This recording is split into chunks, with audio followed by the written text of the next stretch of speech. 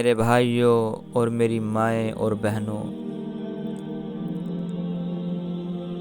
ہمیں اپنے دل کے اندر اللہ تعالیٰ کا خوف، اللہ تعالیٰ کا ڈر پیدا کرنا ہے کہ ہمیں ایک دن مرنا ہے، اور مرنے کے بعد اللہ تعالیٰ ہم سے ہماری زندگی کے بارے میں سوال و جواب کریں گے۔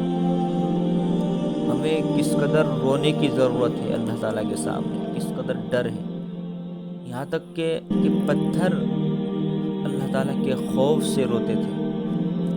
اللہ کے نبی صلی اللہ علیہ وسلم کا گزر ایک پتھر کے پاس سے ہوا جو خود چھوٹا تھا مگر پانی بہت نکل رہا تھا۔ اللہ کے نبی صلی اللہ علیہ وسلم کو بہت تعجب ہوا۔ اللہ نے پتھر کو قوت گویا عطا کر دی۔ اللہ نے پتھر کو زبان عطا فرمائی، زبان کی قوت عطا فرمائی، بولنے کی قوت عطا فرمائی۔ پتھر نے کہا کہ جب سے میں نے اللہ کا یہ فرمان سنا ہے، وقودها الناس والحجارہ، وقودها الناس والحجارہ، کہ انسان اور پتھر جہنم کا ایندھن ہوں گے، میں برابر اللہ کے خوف سے، اللہ کے ڈر سے رو رہا ہوں۔ اللہ کے نبی صلی اللہ علیہ وسلم نے دعا مانگی کہ اس پتھر کو جہنم کی آگ سے بچا لے۔ اللہ تبارک و تعالیٰ نے دعا قبول فرما لی۔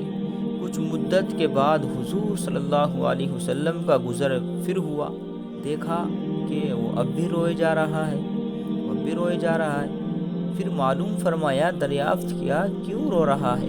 پتھر نے جواب دیا، پہلے خوف کی وجہ سے رو رہا تھا، ڈر کی وجہ سے رو رہا تھا، اب مسرت اور خوشی کی وجہ سے رو رہا ہوں۔ انسان کا دل بھی پتھر کی طرح ہے، یہ گریہ وزاری ہی سے نرم ہو سکتا ہے، یہ رونے ہی سے نرم ہو سکتا ہے۔ اس لیے اللہ تعالیٰ کے سامنے جتنا رونا ہے روئیے۔